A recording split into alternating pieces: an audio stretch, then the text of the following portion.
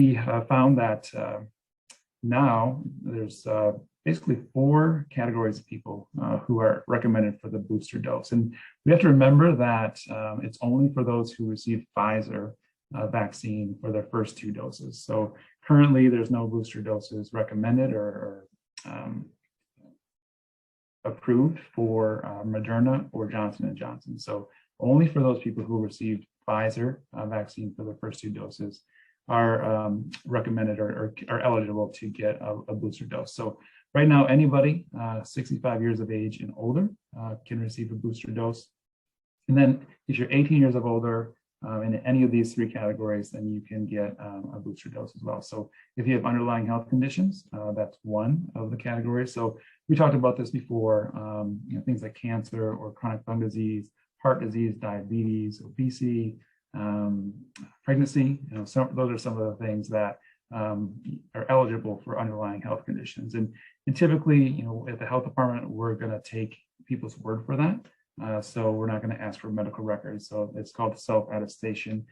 So if someone comes in and says, I have diabetes, I'm pregnant, I'm overweight or obese, we're going to provide them that booster dose because we want to make sure that they're protected. But the CDC has a whole list of qualifying medical conditions that qualify for underlying health conditions. And then those who are 18 years of age and older who work in a high-risk setting are also eligible for vaccination with a booster dose.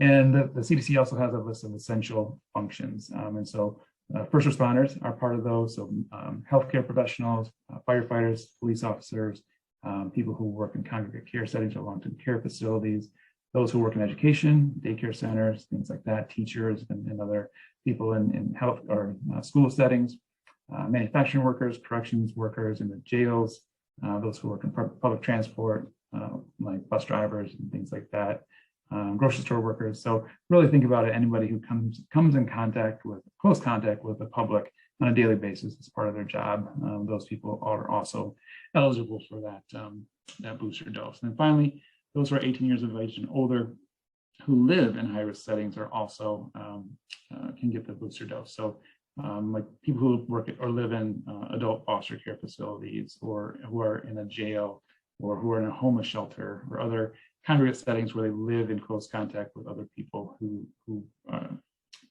that setting provides high risk for transmission of COVID-19. So those are the 4 categories of individuals who can get the booster dose now. And just again, to reiterate, it's only for Pfizer, those people who receive Pfizer for the first 2 doses.